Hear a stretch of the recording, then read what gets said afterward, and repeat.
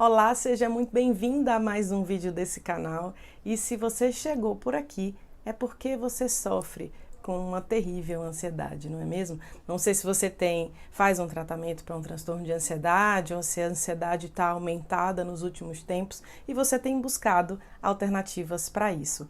Hoje a gente vai falar de 5 hábitos que podem te ajudar a melhorar a gestão da ansiedade no seu dia a dia. Hoje são hábitos, mas a gente já falou de diversas coisas aqui nesse canal. E você pode acessar os outros vídeos que a gente tem aqui, então aproveita para já se inscrever aqui no botão vermelho, ativa o sino para as próximas notificações. Mas se você tem dúvidas sobre falta de ar, palpitação, alimentos, intestino e cérebro, dúvidas, até sobre medicamentos que eu também coloco por aqui, suplementos, etc., a gente tem todo esse conteúdo já aqui nesse canal, então inscreva-se para poder acompanhar tudo isso. E a gente vai conversar agora então sobre 5 coisas importantes que podem te ajudar. Roda a vinheta, Bruno. Bom, a primeira coisa que eu queria conversar com você é sobre gestão do tempo. Mas gestão do tempo não no sentido geral como a gente ouve aí. Gestão, na verdade, da maneira como a gente utiliza o nosso tempo e a maneira como a gente leva o nosso dia. E o primeiro item é pratique Seiri. Você já ouviu falar em Seiri? Seiri é um conceito japonês, né? Quando o Japão saiu da Segunda Guerra e precisava se reconstruir, né? A gente sabe disso. Uma série de coisas foram implementadas para crescimento da indústria, para a recuperação econômica do país. Seiri é um conceito que vem dos 5 S's, né, que é uma metodologia de produtividade. Mas a gente não vai aqui falar dos 5 S's. Eu quero trazer para você apenas o Seiri. E o Seiri é um conceito de senso de utilização. Senso de utilização a partir da ideia de limpar aquilo que é inútil. Quando a gente tira da frente aquilo que é inútil na nossa vida, e eu estou falando mais especificamente de coisas, de objetos, de atividades, a gente consegue ter um dia melhor, até mais produtivo, né? Já que o conceito vem daí. Mas eu quero trazer essa ideia para você para entender de descontaminação do dia. Quanto mais a gente tem noção de coisas que a gente pode limpar, de coisas que a gente pode tirar da nossa frente e que podem facilitar o andamento, isso melhora a sua gestão da vida e das emoções. Por quê? Porque você precisa entender que nos quadros ansiosos, em muitas pessoas, existe uma dificuldade enorme de lidar com incertezas de resultados, não é isso? Em tudo na vida. Sempre há uma insegurança por trás, né? Sempre há uma ideia de que vai que não dá certo, né? A gente sabe que no fundo existe uma questão profunda sobre controle. E a ideia de tirar aquilo que é inútil pode ajudar você a ter um maior senso de controle da própria vida. Mesmo que a gente saiba que controle em absoluto não existe.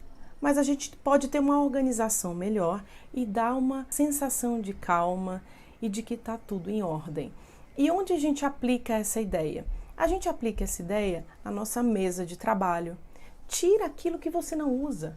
Tira aquilo que absolutamente só serve para você ver dia após dia e é algo que você não utiliza mais. Limpe a sua despensa e tire aquilo que está vencido e deixe clean. Tire do seu quarto tudo aquilo que não faz mais sentido. Tire do seu guarda-roupa tudo aquilo que não é útil e doe aquilo que pode doar. Jogue fora aquilo que precisa jogar, recicle aquilo que dá para reciclar. Às vezes a gente fica tentando, procurando, aliás, um motivo para se sentir, como que eu faço para me sentir mais calma e tudo, e às vezes numa mudança de conduta no dia a dia já vai fazer com que o seu senso de calma e de ordem já melhore. Isso é ótimo para o seu cérebro. O nosso cérebro tende ao caos, não é? tende à desordem, aos milhares de pensamento, especialmente em quadros ansiosos. A gente tem que ajudá-lo a partir do externo a melhorar a ordem interna. E aí também, quando eu estou falando dessa melhora da utilização das coisas e ter um senso maior daquilo que é útil, isso também inclui as atividades que você faz no dia, né? Isso é extremamente importante quando a gente está falando até de utilização das redes sociais. Ontem eu saí, né, fazendo uma limpeza nas minhas redes sociais, no sentido daquilo que segue tudo, tirando várias coisas, inclusive úteis, mas que não tem condição de você estar vendo tudo aquilo em um feed, em uma atualização de feed. Isso é um overload de informação, que pode até ser informação útil, mas se eu não consigo acompanhar tudo, eu fico só com um excesso de coisas ali, e mesmo que sejam coisas engraçadas, coisas que te ajudem a relaxar, coisas que possam ser úteis na sua vida, não dá para você acompanhar. Isso pode ser uma das coisas que você vai limpar. Limpar o WhatsApp, limpar o seu celular, limpar sua mesa, sua cozinha, seu guarda-roupa. E deixe apenas aquilo que de fato é útil, tá? A segunda coisa é pratique presença a partir de sensações táteis. O que eu quero dizer com isso? Vocês já me viram falar outras vezes sobre mindfulness, né? Atenção plena. Mas eu quero te trazer a ideia de praticar presença, de praticar estar presente, né? A partir de coisas muito simples.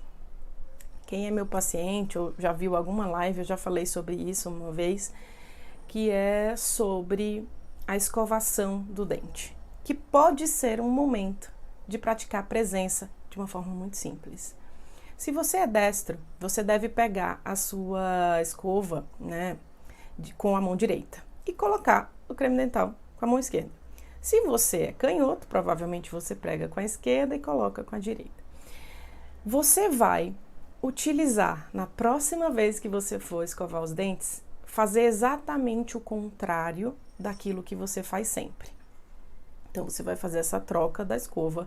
A gente sempre escova com a mão dominante, né? Então, você vai trocar para a mão não dominante. No meu caso, seria utilizar a esquerda, já que eu sou destra. Então, eu escovaria com a esquerda. Você vai colocar o creme dental com a mão direita, começar a escovar os seus dentes, mas antes disso, feche a porta do banheiro para ninguém invadir o seu momento, né? Para ninguém ficar lá batendo. Avisa que vai ficar 3 minutos lá e que ninguém vai poder utilizar o banheiro. Eu sei que para alguns isso não é uma questão, mas existem casas com muitas crianças, né? Muita demanda, e isso pode ser um fator de atrapalhar você. Então, avisa isso. Você vai então começar a escovar os dentes e sentir, e fecha os olhos, sentir a escovação. Sentir o gosto do creme dental, sentir as cerdas da escova nas suas gengivas. Nesse momento, quando você estiver sentindo, vai vir um pensamento. Porque, né, a gente pensa e pensa o tempo todo. Até monges com alta experiência em meditação desconcentram muito rápido. Imagina a gente, né? Então você vai, quando estiver fazendo isso, vai pensar: ai meu Deus, o boleto, ai eu não fiz tal coisa da tarefa do menino, ai eu tenho que responder o e-mail tal. Vai vir esse pensamento. Você vai permitir que esse pensamento aconteça, só vai deixá-lo de lado e voltar a sentir.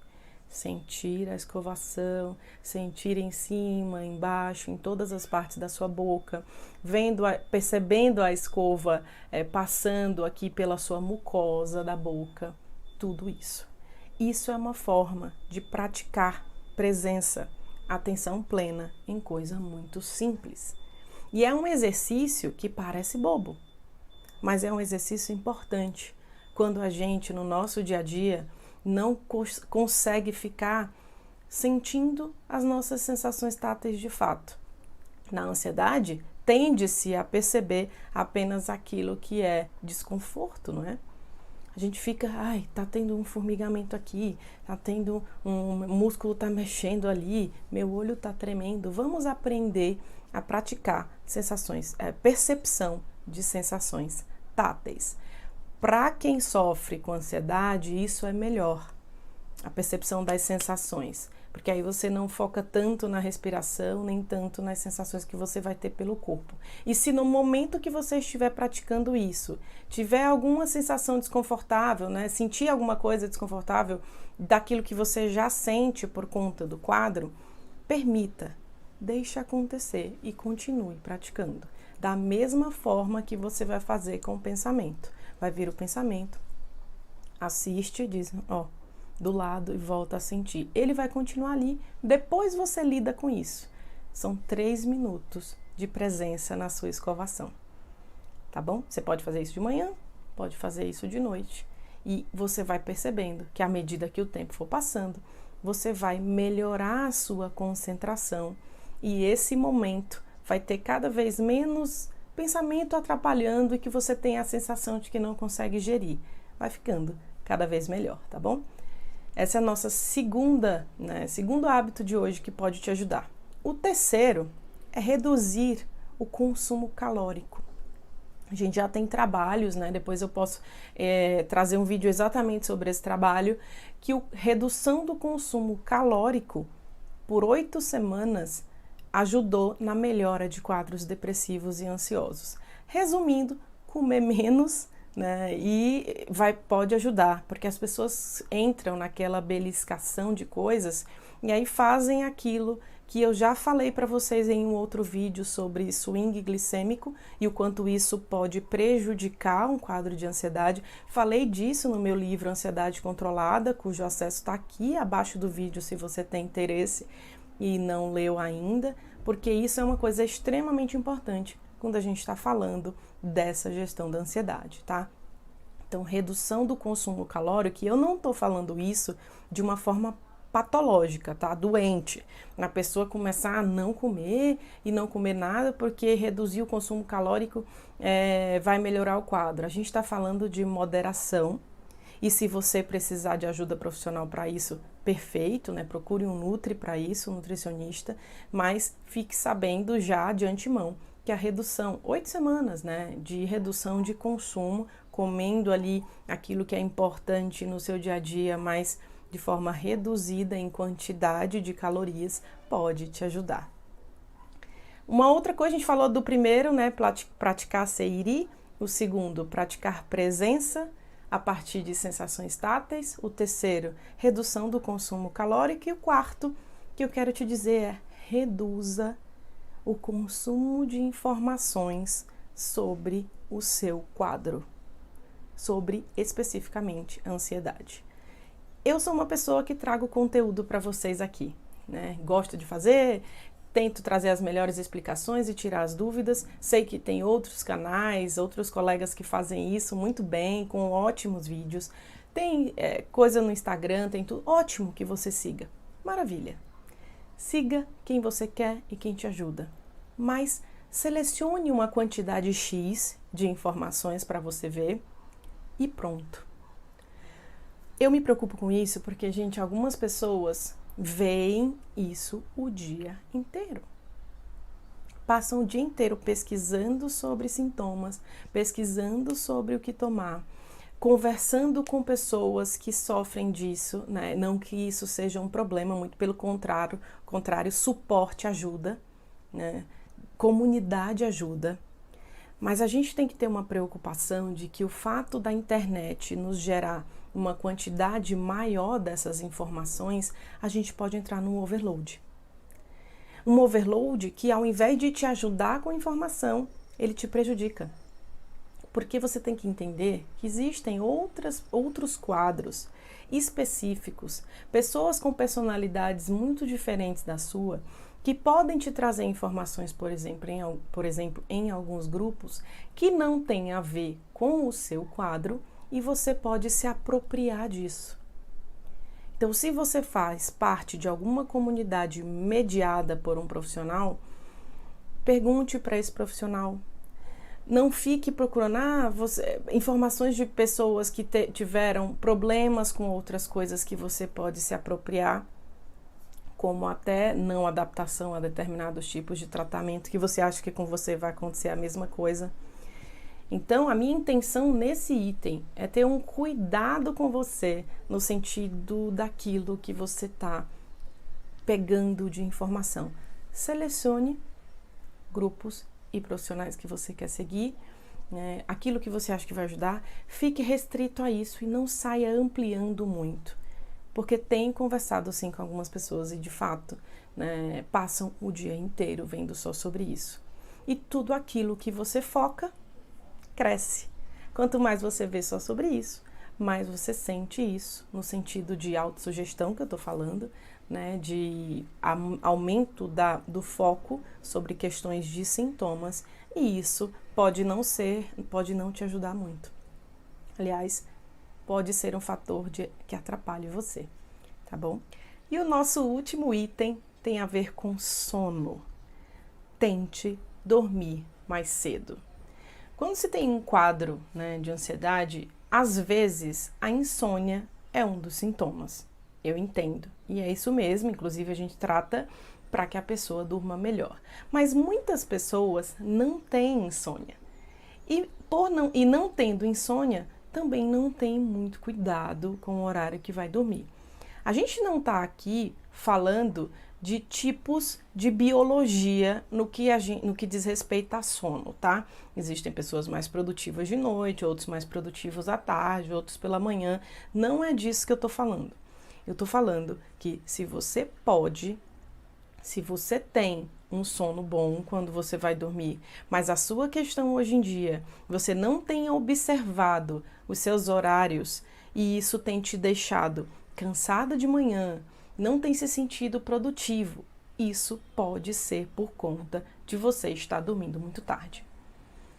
Não estou aqui, falando de distúrbio de sono, mas sim que dormir mais cedo pode ser um fator de ajuda para você na gestão da sua ansiedade. Certo? Espero que esses 5 itens tenham te ajudado. Se você gostou das dicas que eu coloquei aqui, ou melhor, dos hábitos sobre os quais a gente falou e que podem te ajudar, compartilha esse vídeo. Manda para quem você acredita que pode se aproveitar disso para ter uma vida melhor. Manda para os teus grupos, para o WhatsApp. E se você não está inscrito nesse canal ainda, clica aí no botão vermelho e inscreva-se. E eu te aguardo no nosso próximo vídeo. Até lá!